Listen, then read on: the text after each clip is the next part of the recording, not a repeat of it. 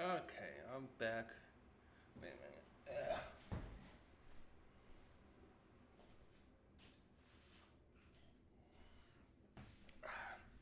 I had to take a little side. Did I even work before? Oh yeah, over here. Over here. Ooh, that's so bright. I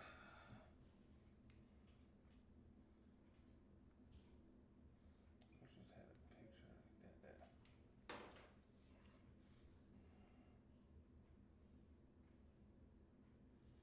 I gotta make sure this is even, no, I wanted to go to YouTube and make sure that it was, who's uploading videos? Oh yeah, J2 Center's got a video out, good. No. Oh, I think someone dropped me as a subscriber. Why? Someone dropped my subscriber me. Come on, guys.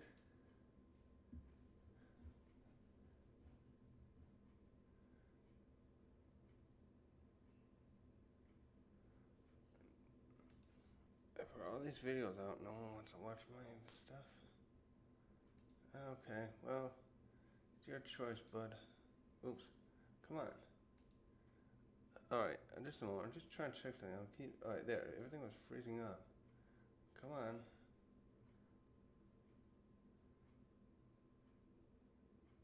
Yeah, someone unsubscribed from me. Son of a bitch. Alright, bud, I wish you well. That stinks.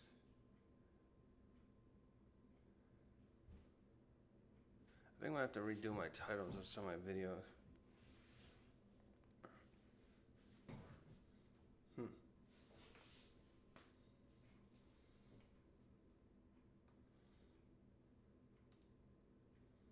So where was I just a moment ago? I was, I actually should just look at the last video. Hold on a sec. I lost my train of thought.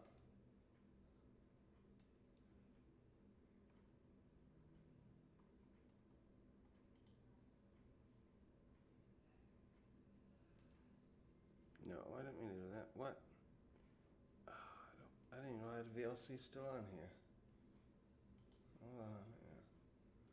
Yeah. La, la, la, la, la.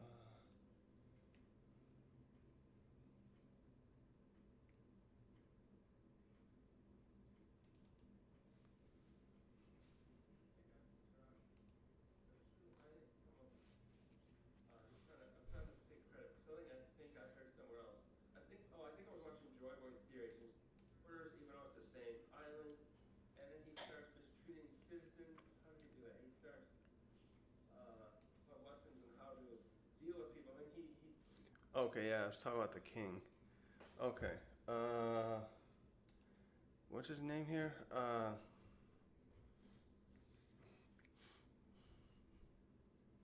What's his name? Come on.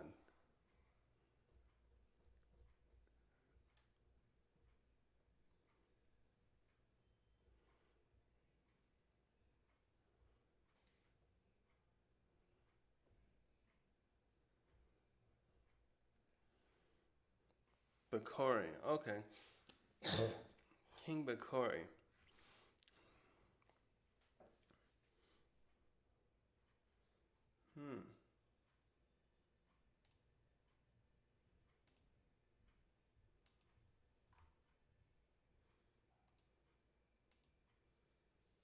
All right.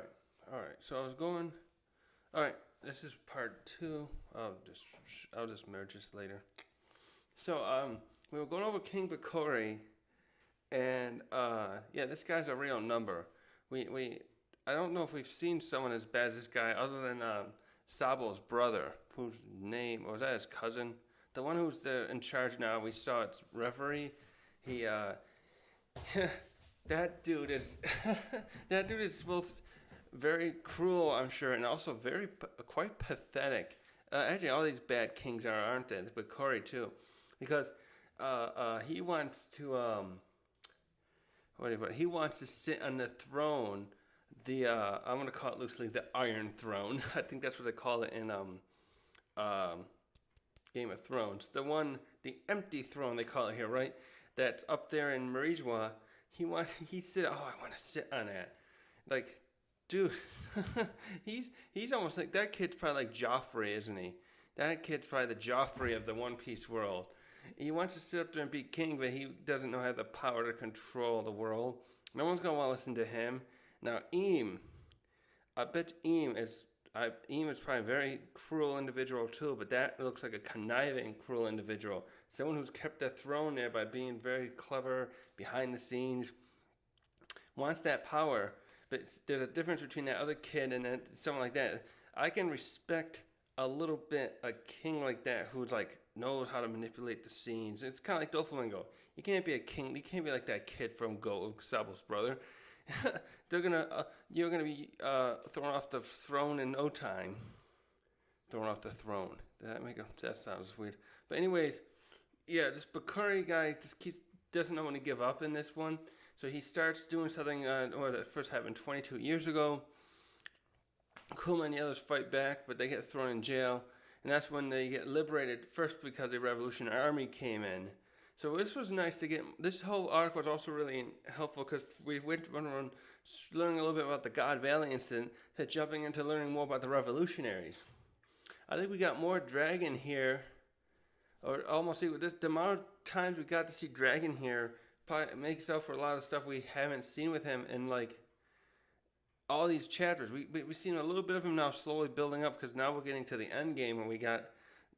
We know the Revolutionary Army is going to make a bigger move. They already started with Reverie, but we certainly got a lot.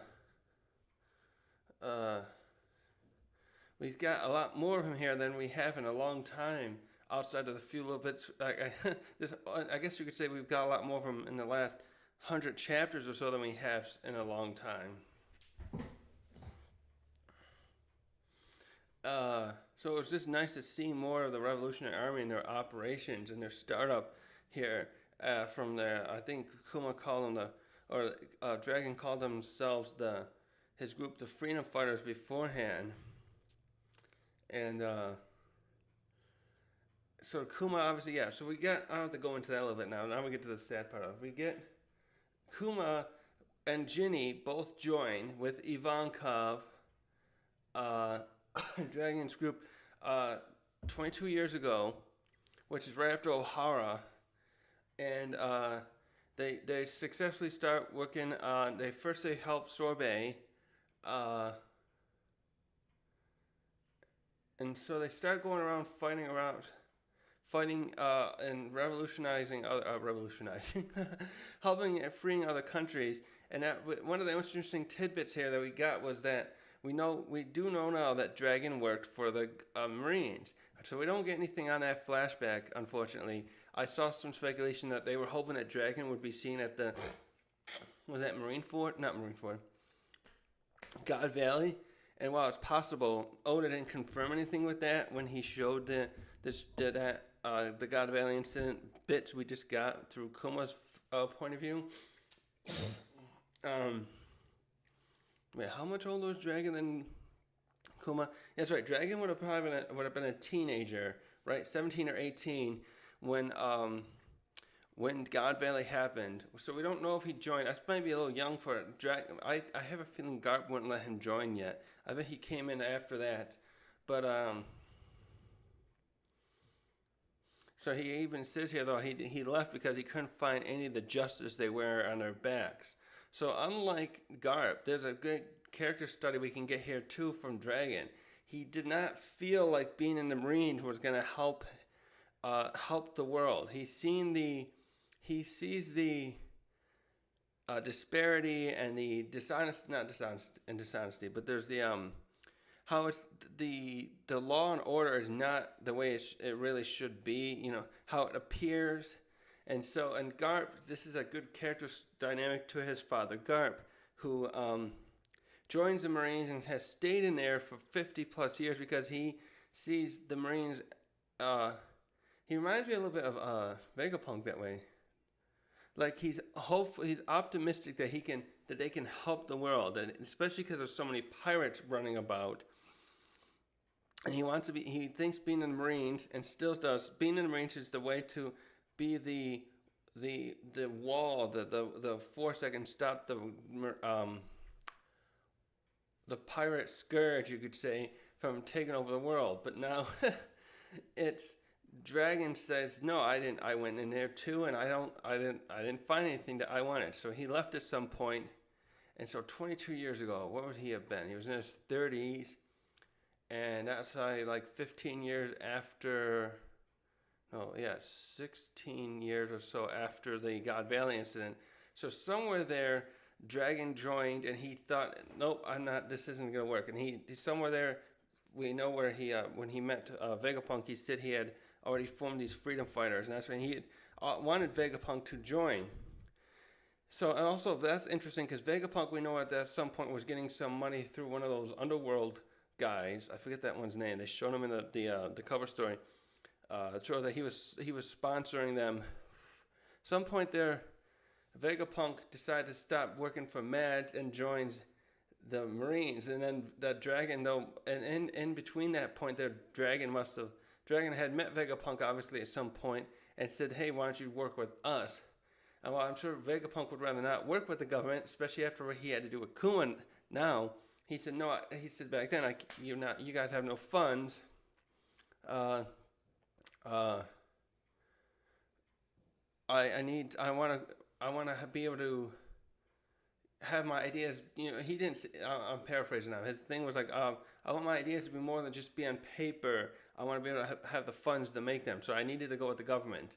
I'm really wondering if by the end of this arc, Vegapunk will regret some of those decisions, because now he's got the pacifistas and the Seraphim are being the Seraphim can't be mass produced right now. They're too expensive apparently to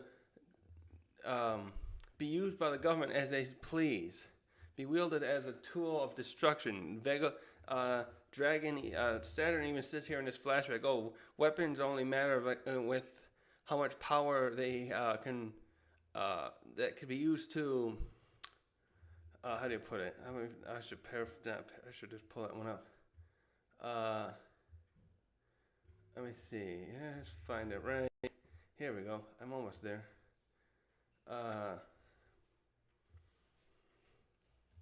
No, here we go. Yeah, soldiers and weapons are valued by how many they can kill, is how it says it in the official translation here. So, I'm wondering if Vegapunk will ever find this, his actions of what happened, not to his taste. Maybe that's why he wants to leave. I bet he asked Luffy to take him away. Maybe that has to do with the fact that he wants to, he knows he's become so valuable to them. He thought maybe they wouldn't even let him leave his island to go willy-nilly wherever he wants, because they would probably know about his tie. No, they know about his tie. They know he talked with Kuma, so they would, for 4 years ago, they may want to say, hey, he'll be going to taking his, now that they know how valuable he is, Saturn would not want him to go back to We'll go to the revolutionaries.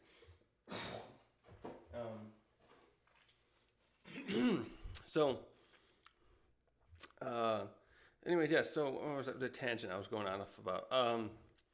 Yeah, so the Dragon and Kuma and Ginny join up, and they, where is that?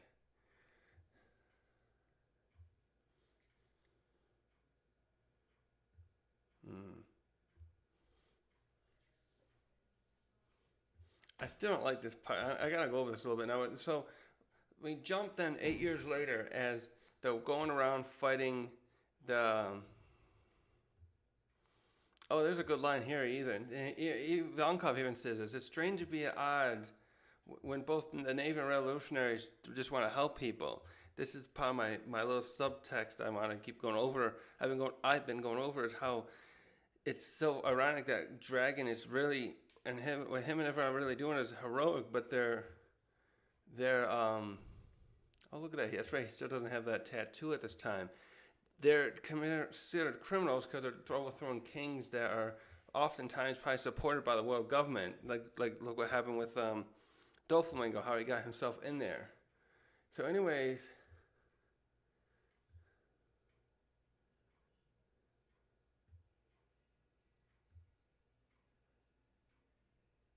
so then we get this scene here. Now that I'm looking at this scene again, there's this one bit here at the end of the chapter 197 when Ginny looks like she's talking with some of her other troops. Then you have this footprint of these footsteps, and they show feet of somebody walking over there. I wonder if that was the person who was in charge of kidnapping her. So, anyways, yes. So the big part of this chapter, the arc that swings the story a different way. Then is first we went from God Valley to Kuma's peaceful life to the revolutionaries, to now seeing that Ginny gets kidnapped 14 years ago, and it's just heartbreaking because we see that she was forced to be like a concubine to this asshole, one of these assholes, Celestial Dragons, which we established are bad. So now we got this character we just got invested in, kidnapped, and Kuma can't do anything about it. Which I'm still disappointed that they probably Dragon and Ivankov probably stopped him from doing this. That he couldn't sneak in there. I mean, they just snuck in there now and got him back. I don't know. I know this is for the purpose of the story, but that part's always going to bother me. That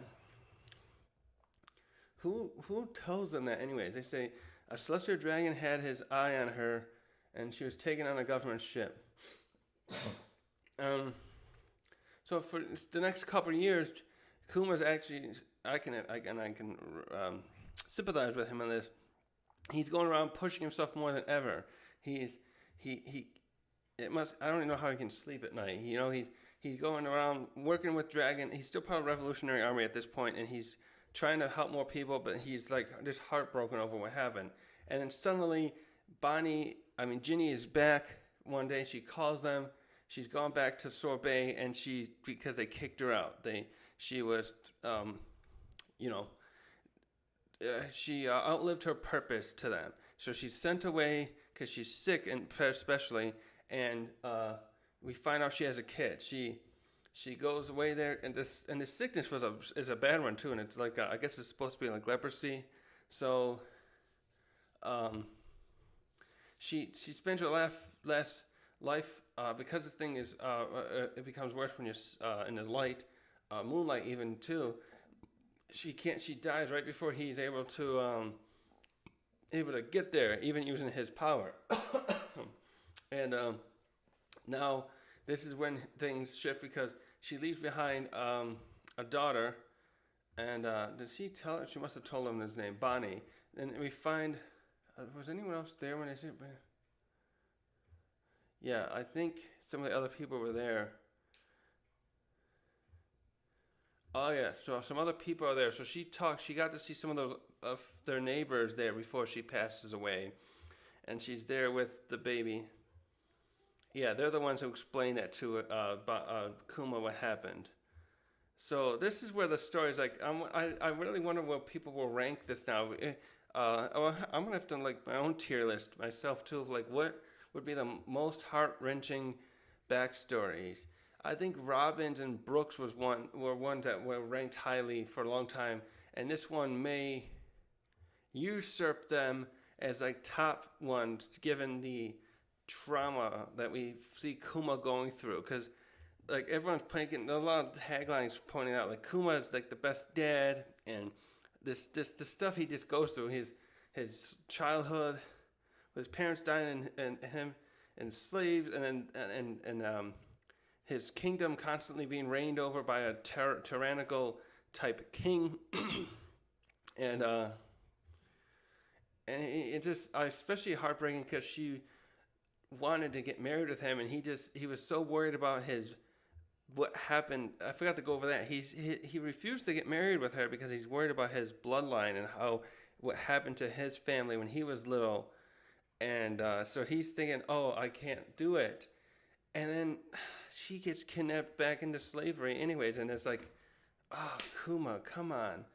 So it's just but the only reprieve we get out of this is in 1098, is that we start getting to see Kuma be a parent now. So he starts becoming he's raising Bonnie as a little girl, and we get so many of these the senior citizens of the village are so helpful, and it looks like at this point though he's also still he actually this is funny too because this is very stark contrast to Luffy. He is still working as a revolutionary at this time. We see scenes of him out in the field with fellow troops, fellow members, and he's still going home to Sorbet where Bonnie is with the senior citizens there, taking care of her. And contrast that the dragon we get that in the last chapter. I'm gonna jump ahead a little bit again. Dragon had Luffy early on when they were starting out together. So Luffy was born while Dragon was had this revolutionary army activities up and running full force, and while Kuma was in there, and Kuma only figures out later, from what was that, like 10 years ago, so 12 years after he joined, that you got a son, but Dragon made the sacrifice, the decision right away. I have to leave my son behind with my father, and have him and continue my work here. It's just a funny contrast that Kuma took this risk. It's funny that Dragon knows that Kuma's taking care of a kid and doesn't I can see why. He's probably thinking, okay, I would leave the child there, but this was our friend's daughter, and we should take care of her. But that is Kuma, so I'm not going to say anything, but Kuma for a few years here doesn't leave her behind. He's able to balance his life, his work with work that is helping with the revolutionaries while taking care of Bonnie and spending time with her. We see a lot of montages of that here, and that all changes though when she develops it's on this side, her right eye. She starts developing the blue sapphire scale, I think they call it.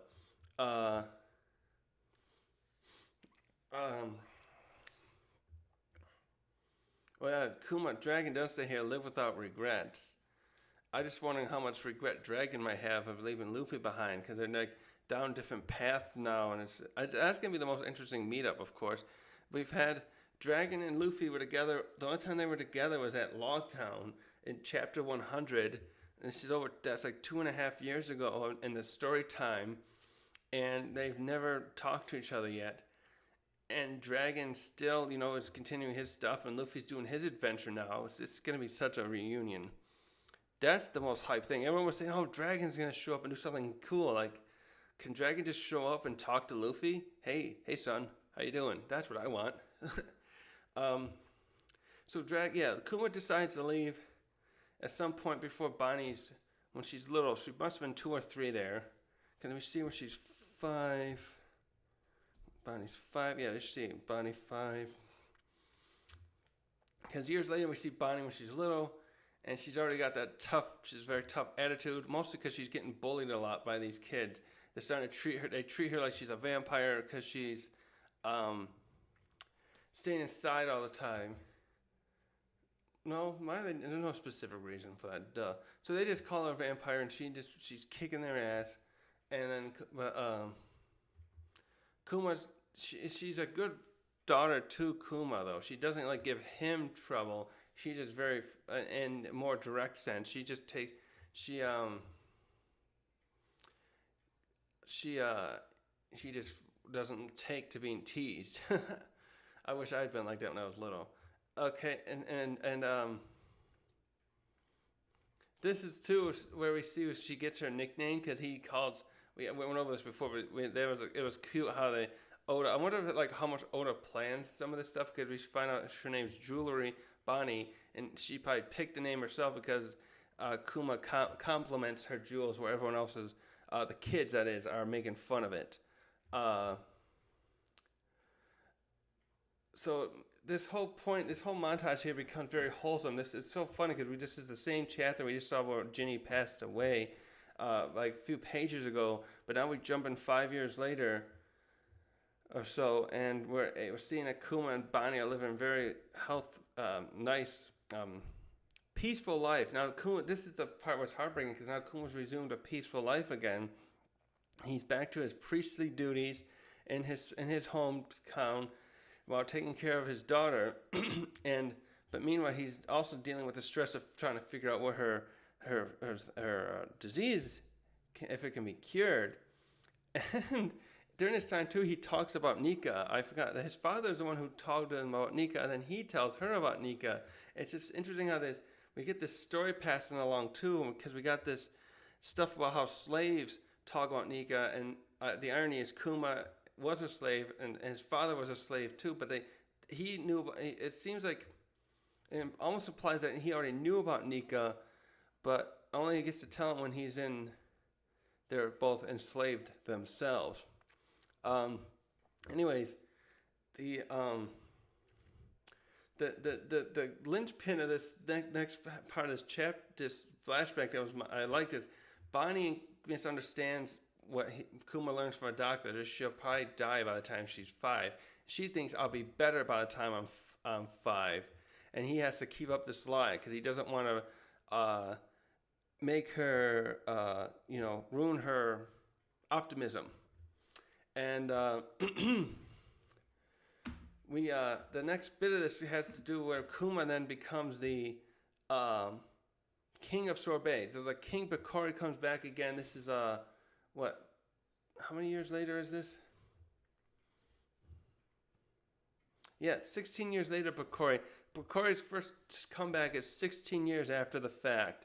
And then Kuma takes him out himself this time. He's not messing around this time. 16 years ago, he tried fighting back, and he didn't have any combat experience. Now he's a badass after that many years. So, look at it's just like, at this point, he's probably at the same level we saw him at with his abilities that we will see him do against the Straw Hats later on. Obviously, he was also even tougher than as far as his body because he's already been turned into a cyborg. But Kuma does not mess around here, and I love it. Just thinking about how contrast that was when him and Jin and the others got thrown in jail. Kuma, this is so impactful that they even call it a solo revolution. But this also seems to be the point I bet when Saturn started figuring out, I should say, that this Kuma is well, hold on a sec.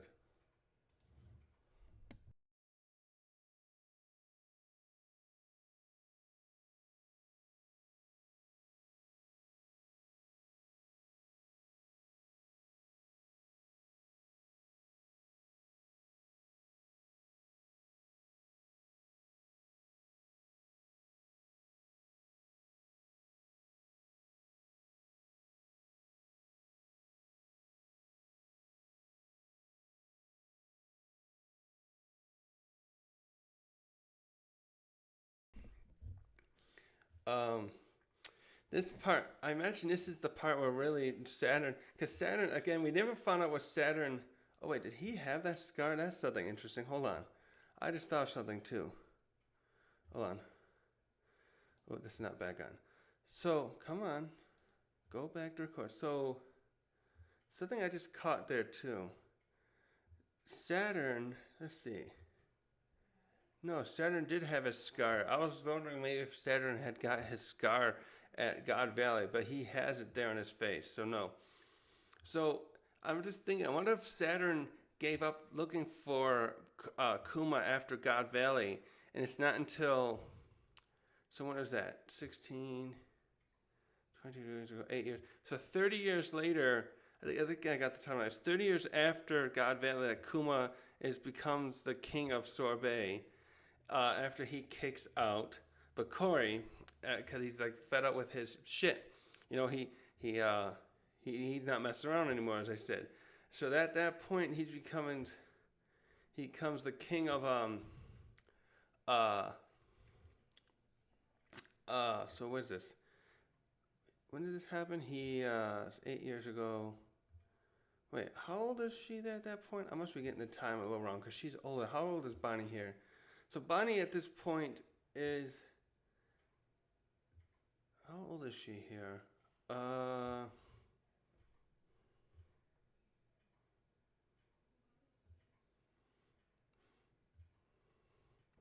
don't even see where the year. This was 8 years ago. No wait. Wait, 16 years ago. Wait, yeah. So she's still only 4. No, since she was age 5. There's something wrong with that. I got something wrong with that. I'll fix that later. So at this point, we jump a little bit after that, and this is where Bonnie gets her fruit. So I went over this earlier about how I think she got it. How I believe I'm all for that theory that people talk about, like she willed it, like I want to grow up, and it came there. And this is the part where she just suddenly one day hasn't even realized she's eaten it herself, and she's in her an adult form, and it's just. Actually, I didn't even notice they have all the. You can see the scales are still getting bad at this point, though, and she.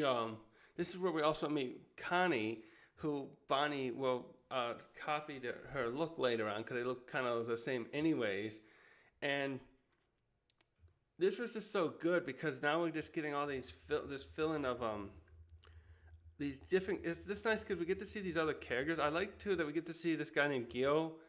And we get to see more about what him as a close friend to Kuma his whole life, most of his life here in the Sorbet Kingdom. And from this point, Kuma has to leave at this point too, though.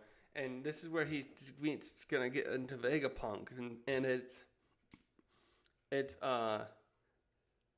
I'm sorry, I'm just all over the place now because I'm. So at this point, we get into the stuff where we figure out where Kuma, all the little pieces get filled in with Kuma. We have the stuff with where the islands he goes to. We still don't know anything about how he found out about Amazon Lily, though, too. We see all these other islands except Amazon Lily.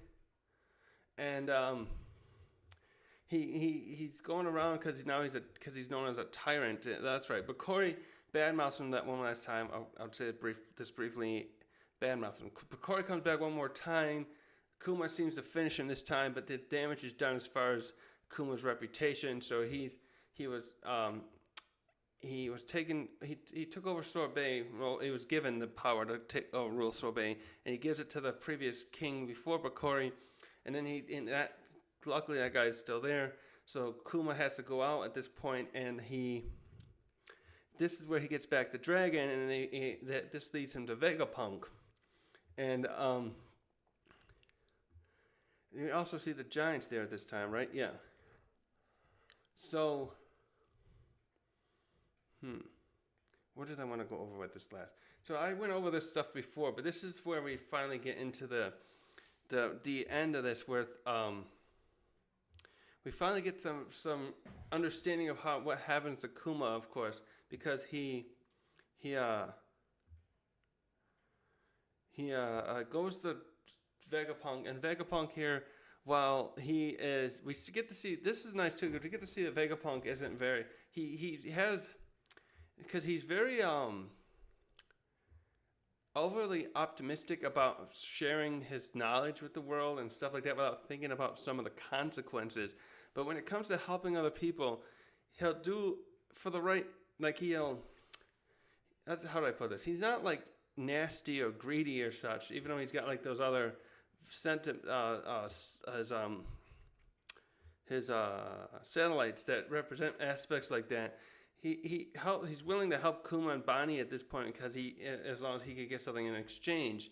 But it's fortunate from Saturn's point of view, only in if you're thinking about this, like if you're the person spending all this money, because Vegapunk was about to do a very expensive procedure only on Bonnie in exchange for some of Kuma's DNA, and I'm trying to think of how would he have written that off? What would he have told Saturn? Hey, because Saturn must be looking at budgetary stuff every month, or some often like that from Vegapunk's lab, and hey, what's this big expenditure you did last month that you're getting all these resources for a medical procedure, as it looks like.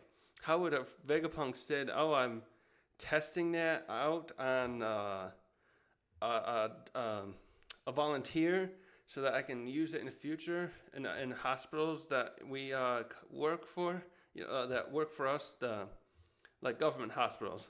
I just try to imagine what Kuma could have done. I mean, Vegapunk would have done if they had gotten away with doing this the way they had the deal him and Kuma made. And so this ties all back together too, really nicely, of course, to what happened. We saw a little bit of this flashback with Kuma. This probably was around the same time, or if not exactly here, because Kuma keeps coming back. At some point here, I'm guessing it's later on that Vegapunk talks about how your power is unique, that I think it can make memories come out. And I bet he convinces Kuma to do that later when they realize he's going to have to lose all his personality because of Saturn's deal. And unfortunately, out of all this too, it's never said to learn anything more about Buccaneers. I hope we'll get more into that later. I'm not going to go too much more into that now. I've had my thoughts on that, like whether I wonder whether or not like Big Mom is one of those. But anyways, we're right near the end of these chapters, and I'm running out of stuff to talk about. But Saturn, we get so much here about how Vegapunk is in Saturn and Kuma, and we really see the sacrifice Kuma goes through. That really makes me hope that when all this is over, I hear a lot of some people speculating that Kuma may die in this arc. My theory is that he's not gonna die because the memory bubble. Oh wait, no. If Bonnie went into it, how does this work? Because Bonnie, usually when Kuma makes a bubble, and usually it's like the pain, he has to. It will go back to the person, but Kuma always would pop it basically and absorb the pain. So that's what would have happened to Luffy. He pulls the pain out of Luffy. He tests Zoro's metal, and if he hadn't touched it, it would have gone back. If Zoro hadn't touched it, it would go back to Luffy. Now he took his memory out, and at the behest of Vegapunk, and we saw Bonnie touch it and interact with all these memories. Does that mean she absorbed it too? Or they stay there? Could she interact with memories and they'll still be there? Because if it's still there, what I was starting with this is, if Kuma arrives on the island, that bubble can should go back to him, and then he would have all his mind and personality left. I bet they did that right at the last moment before Kuma had to lose his everything, because Vegapunk kept stalling here. He says in the last chapter, "Oh, I think you got about a year left. I can stretch it out to," which was like very close to the beginning of the story. And so, what if he can get his memories back and become back to who he was? I'm hoping that's what will be the outcome of this story. I wouldn't be surprised if he dies, because Oda is going a little further into this being a realistic story where you can't have all the characters live. Like when he started with Ace, we knew it was getting real. But I'm hoping Kuma will be one we don't lose, at least now, for him and Bonnie's sake. So, what was the other thing I wanted to go over with that here?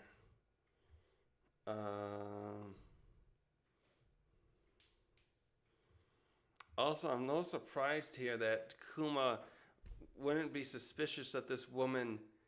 God, that's so easy. Right? Yeah, Kuma should have just sent his letters directly to Connie at the palace, and then she could have taken them to Bonnie. Good God, why didn't she realize that? There's a loophole there. Connie, when she realized here, she says in the end of this last chapter, "Hey, I figured I've been told by some of the other people these guys are really Cypher Pole agents." Like, if she starts getting suspicious of that, I would have been as in her place, like wrote to Kuma, saying, "Hey, your letters aren't coming. What's going on? Send the letters to me instead, and I'll make sure your daughter gets them." That would have solved a little bit of this. Um, so, anyways, I skipped over this, but we get the deal with Saturn. Bonnie does Kuma does a deal with Saturn. We know that there's not much else to go over that except that I don't know. I'm wondering if Saturn realized who he was. He never addresses it there, but does Saturn know that that was really the kid that escaped from him 38 years ago? That's the thing I want. At that point, it would have been 34 years ago. It really would have been interesting to know, if he knew that at the time when he's making that deal with Kuma.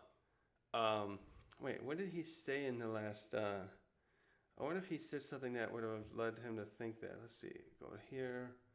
Give me a second.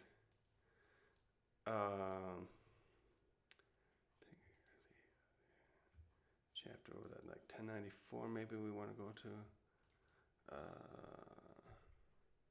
Oh, right. No, yeah. Come on.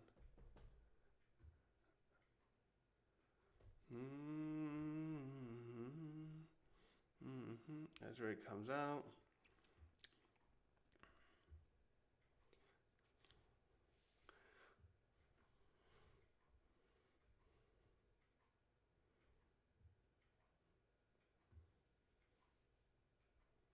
Nope, maybe it was the next chapter then. Let me go back to 1095. The beginning of it. Let's see.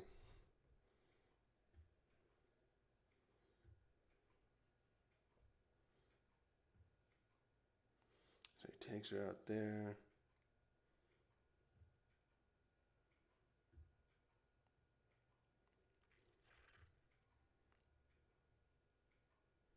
We fail to anticipate your presence.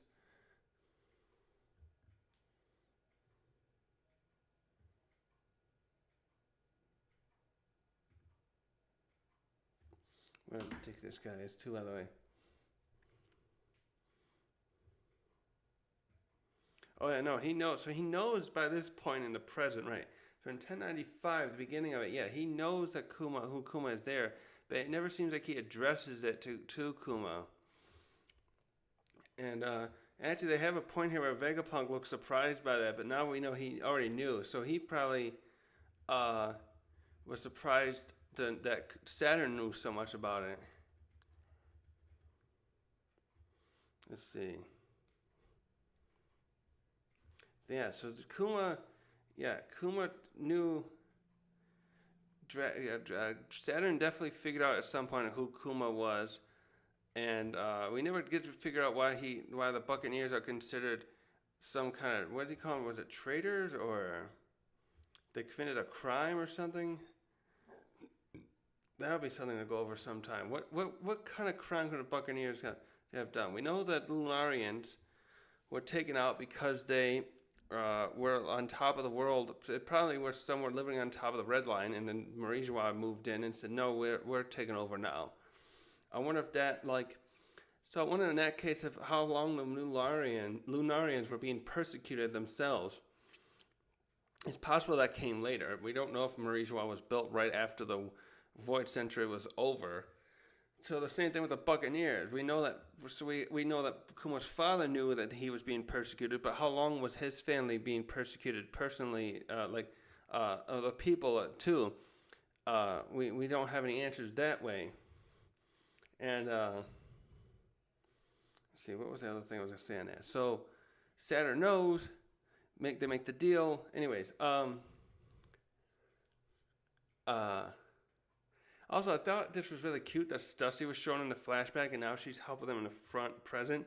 Also, like, if Kuma does live somehow, I'm not usually one for shipping characters, but Stussy helping Kuma out, being like her, if she's attracted to him and they got together, that would be very heartwarming. And she'd be like the perfect kind of person to be a mother to Bonnie, in my opinion. So where am I? I think that's almost all I got to say on this today. But So eventually, yeah, Bonnie is, as we went over in the chapter, I went over in the chapter review last week. Bonnie has escaped and she's gonna go out to sea. So I found this very interesting to think. I wonder if in her adventures going out to sea here with her crew member, if she is being pursued at all yet. As she went to Sabaody, where we first met her, was she pursued by the Navy in the knowledge, or whoever sent them in the knowledge that she is, that she was their hostage to keep Kuma on a leash? At some point, Akainu knew, when Kainu was still just an admiral. He says that to Bonnie in chapter, I just had the chapter the other day, it was like 594 or so. He talks about that. That was our first hint at that. So Bonnie goes out and we see that she makes a name for herself. I think her bounty was the second lowest, actually, of the, do I have that? I don't have it here. One of the lowest ones of the supernovas. And also I thought it was really cute that we get to see her, let me try and pull up. We see her eating her favorite food, pizza. We see the pizza reference. Oda did not miss out on that. He has her when she's there on Egghead with Kizaru and Vegapunk and her dad. They're eating pizza and partying all the time. And then when she goes and when we see her at Sabaody, she's eating pizza. I believe that was at that restaurant where her and Beige Capone, I'll just call him, were together. What chapter was that? Let's see. Probably here. Oh, yeah. Let's see. Yep, 138 for him. Yep, 140. There she is. No, she's eating. Yeah, she is eating pizza at the time, but she also had, like, it looks like there's chicken and all sorts of stuff. And there's Gaio at the time, too. What's he got in his shirt?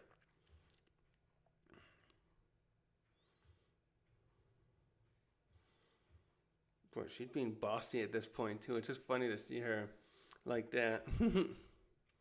And by the way, one quick thing, too. I don't know if I mentioned this before, but I realized when she saves... it's funny that when she saves... no,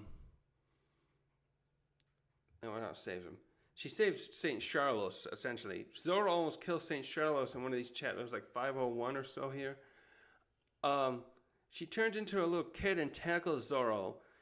Looking back on that, I'm thinking, too, it must have been her true form. But I'm also wondering, why did she choose, unless she made herself even younger, why did she choose to turn into a little kid when she tackled Zoro there? Why didn't she just stay in this form? What led her to have to change like that is something that's been bugging me lately. I guess that's it today. I think I'll end the video on that today because I've run out of my thoughts, and I'll just, yeah.